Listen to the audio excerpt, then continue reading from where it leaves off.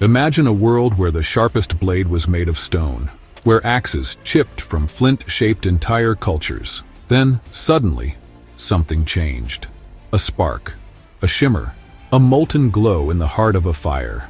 For the first time in history, humans discovered a secret hidden deep within the earth: metal. This was no ordinary discovery. It was a revolution that reshaped everything: war, agriculture, architecture, power. But how did it begin? Who were the first to harness the raw elements of the planet and forge them into tools? And could it be that this moment marks the true beginning of civilization as we know it? Let's travel back thousands of years to uncover the thrilling, mysterious, and world-altering origins of metal tools. From stone to fire, the great leap forward. For millions of years, stone ruled supreme. Our ancestors mastered the art of flint knapping, creating hand axes and arrowheads with remarkable skill. The Oldowan and Acheulean tools, dating back nearly 2.6 million years, were the first technological revolutions. These tools were essential for cutting meat, scraping hides, and processing plants. But around 10,000 years ago, a quiet transformation began. Humans started noticing strange greenish rocks in riverbeds and hillsides, rocks that, when heated, changed shape, soft, shiny, malleable. These were no ordinary stones. They were the earliest forms of copper. The first metal tools were not cast in fire, but shaped by hand. Native copper, found in its pure state, could be hammered into simple objects like beads, fishhooks, and pins. Archaeological evidence from northern Iraq and Anatolia shows copper use as far back as 8,700 BCE. But these early copper artifacts were rare and ceremonial. Still, they hinted at a new world of possibilities. Here comes the twist. For a long time, humans didn't know that metal could be melted. The idea of transforming solid rock into liquid, then shaping it into anything they wanted, that was a technological leap of mythic proportions.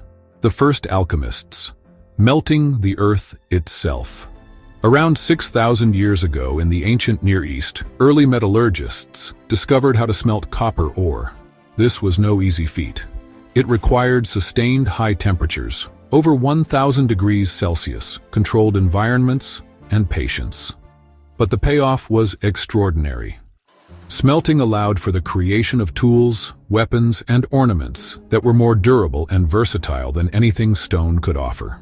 By 4500 BCE, copper tools and weapons were being produced in regions such as Mesopotamia, the Indus Valley, and Egypt. The first true metal workers emerged, artisans who combined skill, intuition, and chemistry. Civilizations began to rise in tandem with metallurgy. The first metal workers were not mere craftsmen. They were seen as magicians, priests of fire, masters of an elemental force. Their furnaces glowed like miniature suns, transforming earth into tools of survival and domination. And then came the alloy that changed everything: bronze. By mixing copper with tin, often imported from distant lands, ancient peoples created a metal that was harder, more durable, and easier to cast. This innovation marked the dawn of the Bronze Age, around 3300 BCE in the Near East. Cities like Uruk and Akkad flourished with bronze-tipped plows, chisels, swords, and shields.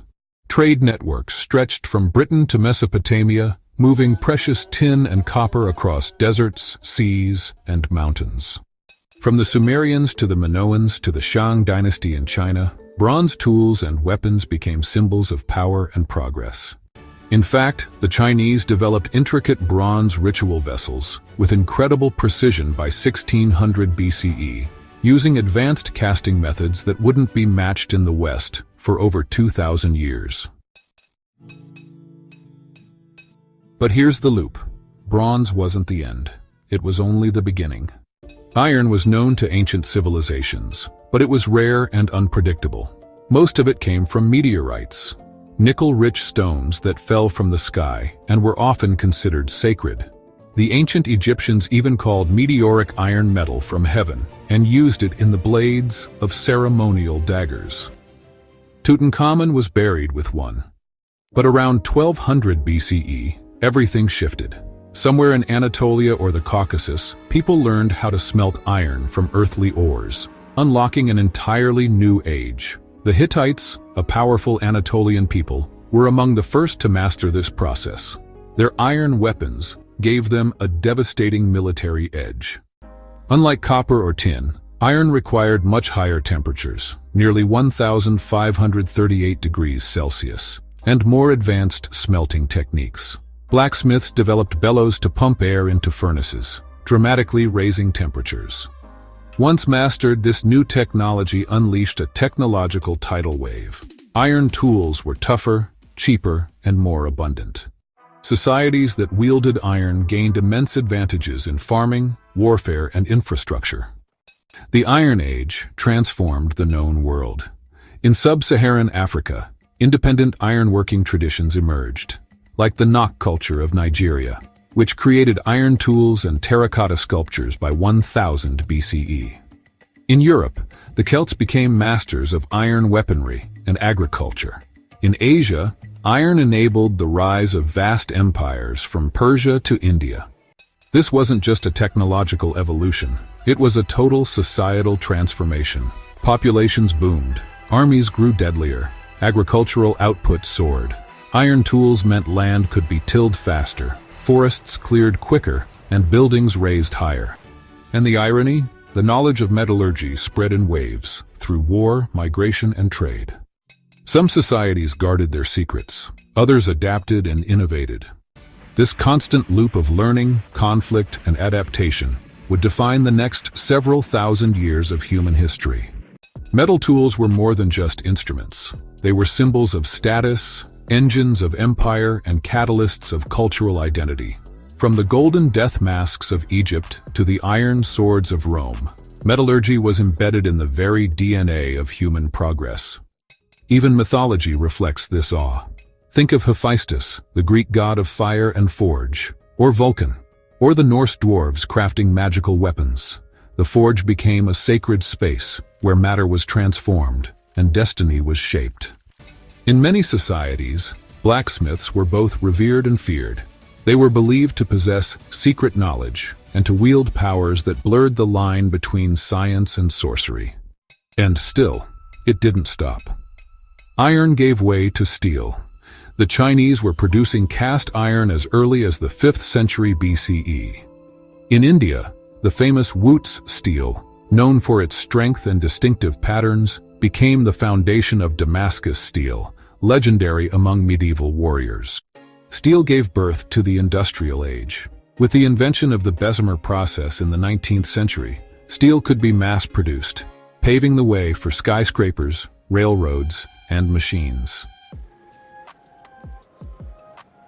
And today, from the bridges we cross to the circuits in our smartphones, the legacy of that first metal tool lives on. When we think of the milestones of human history, we often recall writing, farming, cities. But the true unsung hero might be the hammer, the chisel, the plow, forged from fire and ore. Metal tools didn't just change how we lived, they changed who we became. Without them, there would be no pyramids, no aqueducts, no engines, no microchips. The story of metal is the story of civilization itself, a saga of fire, earth, and human will. And if you've stayed with us through this molten journey, you're among the few who see the hidden gears of history. But did you know that 99% of our viewers haven't subscribed yet? If you want to keep unlocking the secrets that forged our world, hit that subscribe button and turn on notifications, because this story is just heating up.